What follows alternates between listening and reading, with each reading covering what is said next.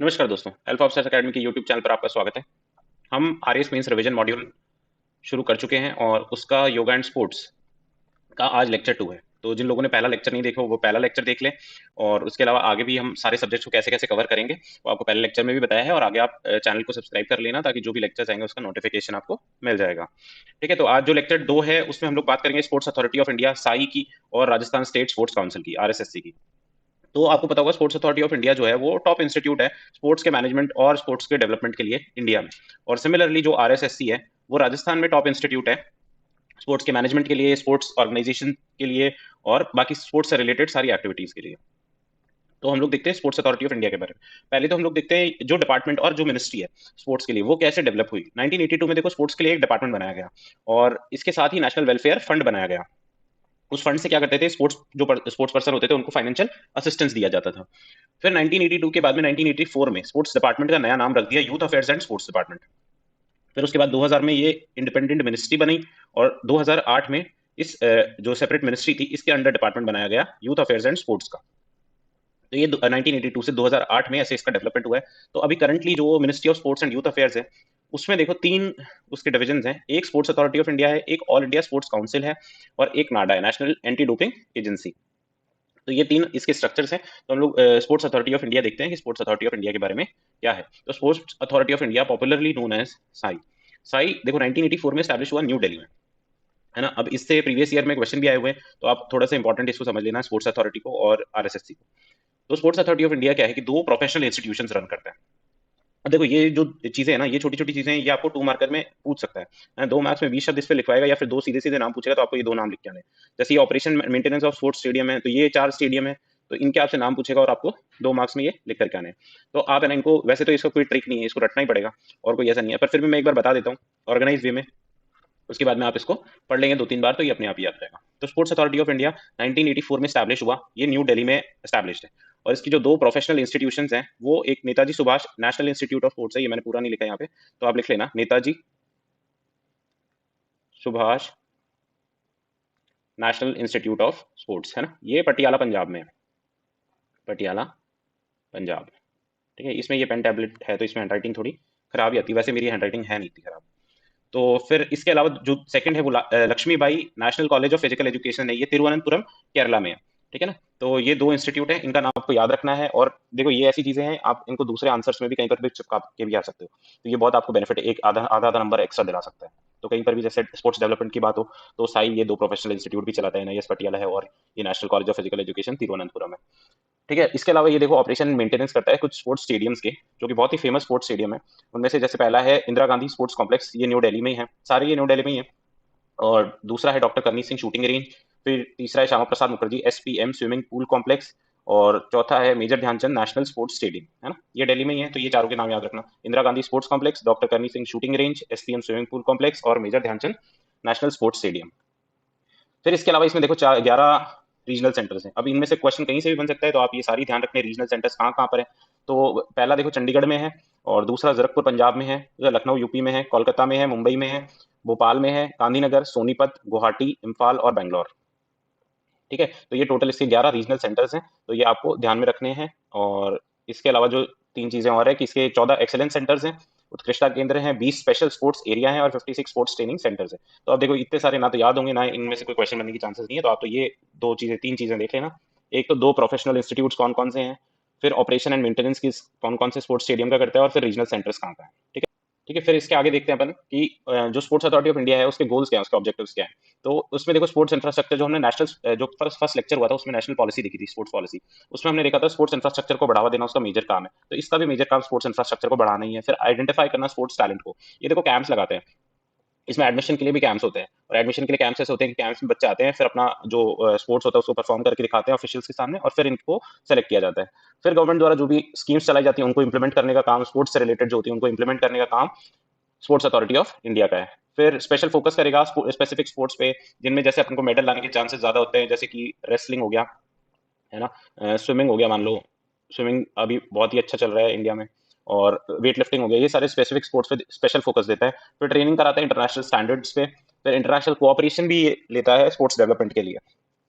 फिर modern equipment ये provide कराएगा स्पोर्ट्स पर्सन को, और साइंटिफिक इवैल्यूएशन करेगा। अब देखो एक बार साइंटिफिक इवैल्यूएशन को लेकर के क्वेश्चन पूछा हुआ है कि साइंटिफिक इवैल्यूएशन होता क्या है। तो जैसे किसी भी रिसर्च एंड डेवलपमेंट से जो मेथड डेवलप किया गया है और उसको स्पोर्ट्स में अपन इंक्लूड करेंगे, या स्पोर्ट्स पर्सन की ट्रेनिंग में, स्पोर्ट्स ट्रेनिंग में अपन इंक्लूड करेंगे, तो उसी को अपन साइंटिफिक इवैल्यूएशन कह देंगे। या स्पोर्ट्स पर्सन की, जैसे मान लो कि कोई एक 100 मीटर दौड़ता है, तो उसको 100 मीटर दौड़ने के लिए 10 सेकंड का टाइम लग रहा है, तो ये 10 सेकंड अपन ने इवैल्यूएट किया, एक बार दौड़ रहा है तो 11 सेकंड का टाइम लग रहा है, तो इसको अपन लोग टेक्नोलॉजी की हेल्प से, है ना, टेक्नोलॉजी आजकल आपको पता ही है कि हर फील्ड में टेक्नोलॉजी बहुत अच्छी हो गई है, तो ये टेक्नोलॉजी की हेल्प से अपन लोग इसको इवैल्यूएट करेंगे स्पोर्ट्स में, और उसकी ट्रेनिंग उस हिसाब से प्रिपेयर करेंगे, तो ये साइंटिफिक इवैल्यूएशन।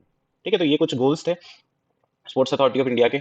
फिर इसके बाद अपन लोग कुछ स्कीम्स देख लेते हैं जो साई के अंडर में आती है। सबसे पहले हम देखते हैं पंचायत युवा क्रीड़ा खेल अभियान, पाइका, है ना। इसका काम क्या है, देखो ये प्ले ग्राउंड कंस्ट्रक्ट करेंगे पंचायत और ब्लॉक लेवल पे अगले 10 साल में, है ना। 2008 है तो 2018-19 तक, तो और 2014 में इसका नाम बदल के राजीव गांधी खेल अभियान कर दिया था, है ना। तो ये ध्यान रखना, प्ले ग्राउंड कंस्ट्रक्शन का काम करेंगे पंचायत और ब्लॉक लेवल पे। फिर सेकंड है खेलो इंडिया प्रोग्राम। तो देखो इसमें 3 स्कीम्स थी अलग अलग, उनको मर्ज करके ये प्रोग्राम बनाया गया। राजीव गांधी खेल अभियान जो अपन ने देखा भी, पाइका है, उसका नाम पहले तो राजीव गांधी खेल अभियान किया, फिर उसको इसमें खेलो इंडिया में ही मर्ज कर दिया। फिर एक अर्बन स्पोर्ट्स इंफ्रास्ट्रक्चर स्कीम थी और एक नेशनल स्पोर्ट्स टैलेंट स्कीम थी। ये 3 स्कीम ध्यान रखना, तो इनको मर्ज कर करके खेलो इंडिया प्रोग्राम स्टैब्लिश किया। इसमें देखो 20 यूनिवर्सिटीज को सेंटर ऑफ एक्सीलेंस के तौर पे, उत्कृष्टता केंद्र के तौर पे डेवलप किया जाएगा, और इसमें 1000 प्लेयर्स को 5 लाख रुपए सालाना 8 साल तक ये फाइनेंशियल असिस्टेंस दिया जाएगा।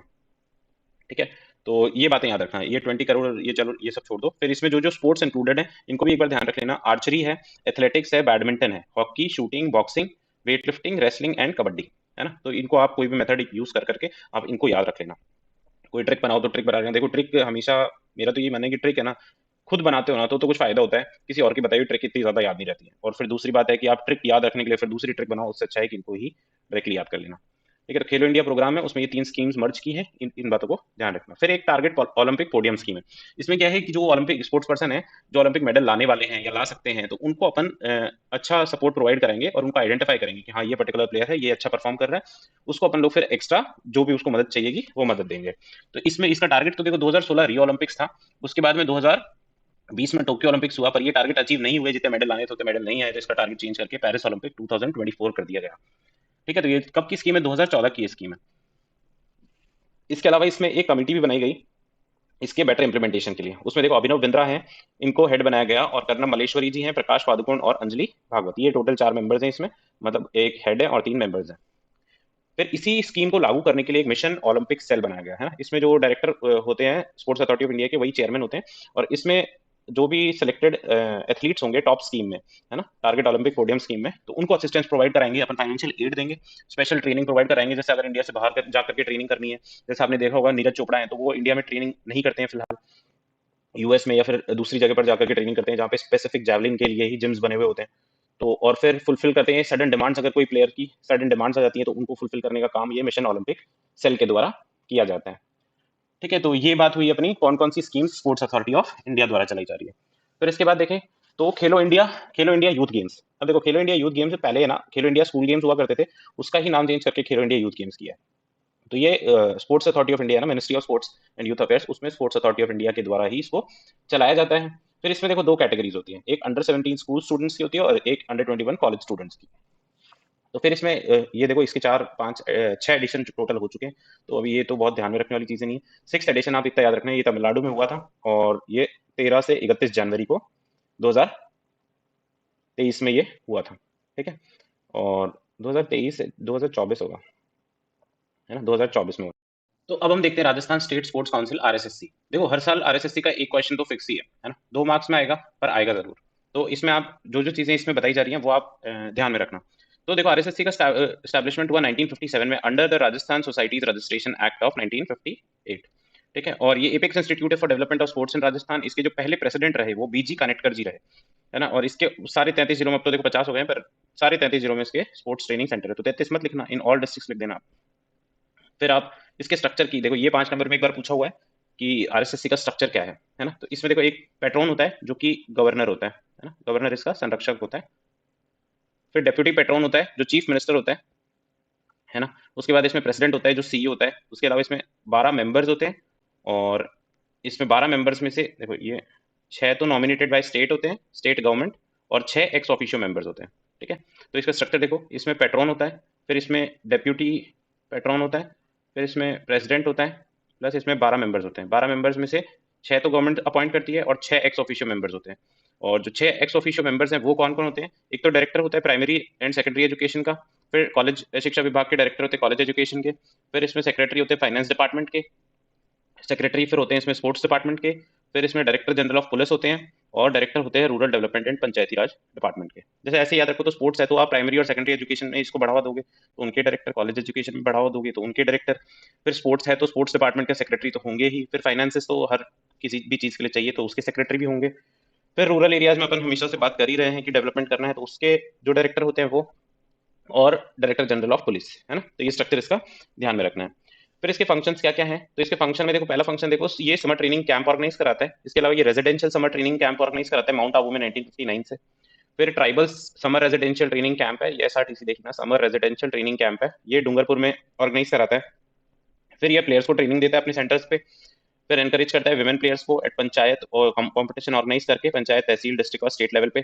फिर ये वेरियस स्टेडियम्स का ऑपरेशन और मेंटेनेंस करता है। फिर स्पोर्ट्स इंफ्रास्ट्रक्चर को डेवलपमेंट करता है, स्टेट गेम्स करवाता है नेशनल गेम्स के लाइन पे, है ना। जैसे नेशनल गेम्स होते हैं इंडिया के लेवल पे, तो वैसे ही स्टेट गेम्स होते हैं राजस्थान के लेवल पे। फिर ये ऑर्गेनाइज कराता है रूरल और अर्बन ओलंपिक गेम्स, ये तो आपने सबने देखा ही होगा, अभी रिसेंट ही है। फिर ये अवार्ड देता है महाराणा प्रताप, गुरु वशिष्ठ अवार्ड, ये सारे अवार्ड इसके द्वारा दिए जाते हैं। तो ये आप आरएसएससी के बारे में सारी चीजें ध्यान रखना। फिर ये कुछ स्पोर्ट्स अकेडमीज हैं जो इसके द्वारा रन की जाती हैं, ये भी एक बार 2 मार्क्स में क्वेश्चन पूछा हुआ है, तो प्रीवियस ईयर क्वेश्चन तो एटलीस्ट ऐसे होने चाहिए कि वो तो हमको आए ही आए, क्योंकि अगर एज इट इज वोट करके आ गया तो आरपीसी का वैसे कोई भरोसा नहीं है, ये लोग दे देते हैं, और वोट करके आ गया तो आपको कम से कम वो तो आ ही जाना चाहिए। तो ये 4 स्पोर्ट्स अकेडमीज हैं। वुमेन्स हॉकी अकेडमी अजमेर में है, मेंस फुटबॉल अकेडमी जोधपुर में है, मेंस बास्केटबॉल अकेडमी जैसलमेर में है, और विमेन्स बास्केटबॉल अकेडमी जयपुर में है। तो ये आप चारों अकेडमीज के नाम ध्यान रखना। फिर इसके अलावा देखो, अब ये पुराना हो गया वैसे, ये कोई काम का है नहीं वैसे, Rajiv Gandhi rural Olympics games, rural और अर्बन ओलंपिक गेम्स, है ना, तो ये याद रख लेना वैसे ही, पर ये पुराना हो गया तो ये बहुत ज्यादा काम का नहीं है। ठीक है, तो ये हमने 2 लेक्चर्स कंप्लीट कर लिए हैं। ये देखो रिवीजन लेक्चर्स हैं, तो आप इनको 1-2 बार वैसे ही देख लोगे और ईयरफोन लगा करके आप सुन लोगे तो भी आपका काम हो जाएगा। आप बेसिक्स लिख करके आ जाओगे। हम लोग जैसे 20 मार्क्स का स्पोर्ट्स एंड योगा है, तो हम लोग 15 marks, I guarantee you that you can score just by reading notes from this lecture and listening to the lecture. ठीक है, तो इसके बाद हम लोग 3rd लेक्चर डालेंगे जिसमें हम लोग नेशनल एंड राजस्थान जो स्टेट लेवल के और जो नेशनल लेवल के अवार्ड्स हैं उसके बारे में बात करेंगे। ठीक है, तो आपका बहुत बहुत धन्यवाद, मिलते हैं नेक्स्ट क्लास में।